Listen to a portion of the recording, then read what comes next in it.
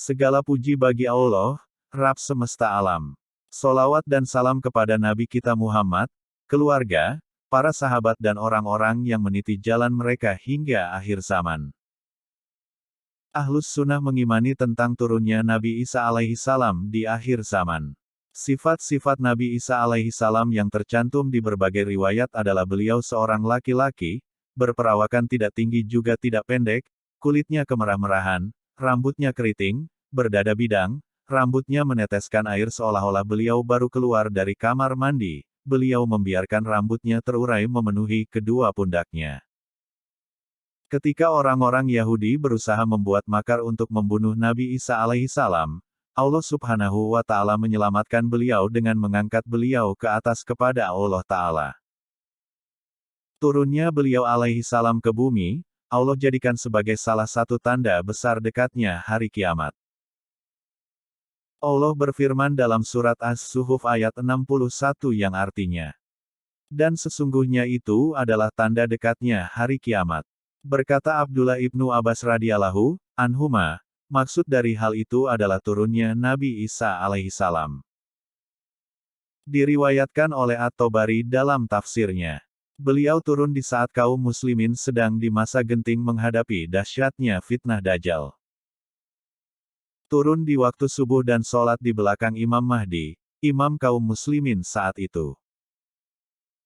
Beliau alaihi salam turun di Menara Putih yang terletak sebelah timur kota Damaskus di Syam atau Syria. Beliau alaihi salam menggunakan dua pakaian yang dicelup sambil meletakkan kedua tangannya pada sayap dua malaikat. Apabila beliau menundukkan kepala, maka seolah-olah meneteskan air. Apabila beliau mengangkat kepala maka seolah-olah berjatuhanlah tetesan-tetesan itu bagai manik-manik mutiara. Dan tidak seorang kafir pun yang mencium nafasnya melainkan akan mati padahal nafasnya sejauh mata memandang. Beliau turun di tengah golongan yang dimenangkan, atau At-Taifatul Mansyurah, yang berperang di jalan hak dan berkumpul untuk memerangi Dajjal. Beliau turun pada waktu didirikannya salat subuh dan salat di belakang pemimpin golongan tersebut. Beliau tidak membawa syariat baru namun mengikuti syariat yang dibawa oleh Rasulullah Shallallahu alaihi wasallam. Rasulullah Shallallahu alaihi wasallam bersabda, yang artinya, bagaimana kalian jika turun Ibnu Maryam di tengah-tengah kalian dan imam kalian saat itu adalah dari kalian. Hadis riwayat Bukhari dan Muslim. Hal yang pertama kali yang beliau lakukan adalah membunuh Dajjal yang sedang mengepung sebagian kaum muslimin di Baitul Maqdis. Beliau membunuh dengan tombak kecil beliau setelah itu Dajjal hampir melarut habis seperti melarutnya garam karena melihat Nabi Isa alaihi salam.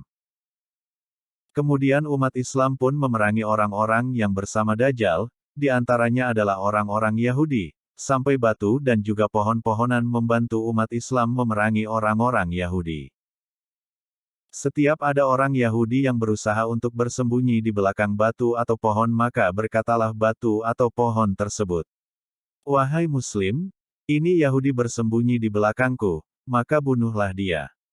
Kecuali pohon Gorkot. Hadits sahih riwayat Muslim. Setelah itu keluarlah Ya'juj dan juga Ma'juj yang membuat kerusakan besar di permukaan bumi maka Nabi Isa alaihi salam dan juga kaum muslimin berdoa kepada Allah supaya Allah Ta'ala membinasakan mereka.